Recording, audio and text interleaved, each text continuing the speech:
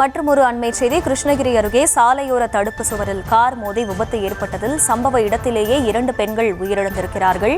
மேலும் 5 பேர் படுகாயமடைந்திருக்கிறார்கள். அண்மை செய்தியாக பார்த்து வருகிறோம். கிருஷ்ணகிரி அருகே சாலையோர தடுப்பு சுவரில் கார் மோதி விபத்து ஏற்பட்டிருக்கிறது. இந்த விபத்தில் சம்பவ இடத்திலேயே 2 பெண்கள் உயிரிழந்திருக்கிறார்கள்.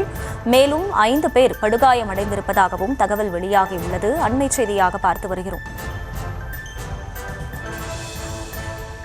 கிருஷ்ணகிரி அருகே ஏற்பட்ட கார் விபத்தில் சம்பவ இடத்திலேயே 2 பெண்கள் பலியாகி இருக்கிறார்கள். மேலும் 5 பேர் இந்த விபத்தில் படுகாயமடைந்திருப்பதாகவும் தகவல் வெளியாகியுள்ளது. அந்த காட்சிகளையும் பார்க்கிறோம். கோவில்களில் சுவாமி தரிசனம் முடித்துக்கொண்டு பெங்களூரு நோக்கி சென்றபோது இந்த விபத்து ஏற்பட்டிருக்கிறது. விவரங்களை செய்தியாளர் பிரதீப் வழங்க கேட்கலாம். பிரதீப், வணக்கம். எப்போது இந்த சம்பவம் நிகழ்ந்தது? இது குறித்த முழு விவரம் என்ன?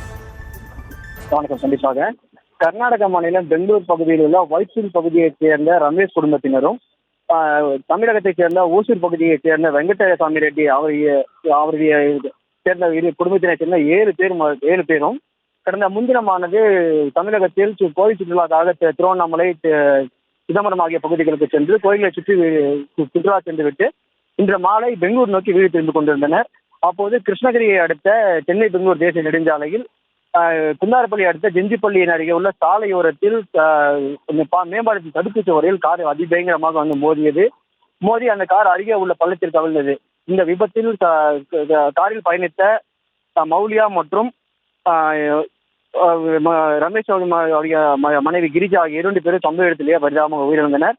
மேலும் படுகாயமடைந்த 7 பேரும் அப்பகுதியில் இருந்தவர்கள் மீட்டு ஆம்புலன்ஸ் மூலம் கிருஷ்ணகிரி அரசு மருத்துவக் கல்லூரி மருத்துவமனைக்கு அனுப்பிக்கப்பட்டு அங்கு அவர்கள் தீவிர சிகிச்சை அளிக்கப்பட்டு வருகிறது. இந்த சம்பவத்தை குறித்து குருமல்பள்ளி போலீசார் விசாரணை மேற்கொண்டு வருகின்றனர். கோயில் சுற்றுலாவுக்கு சென்றுவிட்டு மீண்டும் வீடு திரும்பிக் கொண்டிருந்த கொண்டு வந்தவர்கள் கார் விபத்தில் ஏற்பட்டு 2 பேர் விழுந்த சம்பவம் பகுதியில் பெரும் சோகத்தையும் பரபரப்பையும் ஏற்படுத்தியுள்ளது.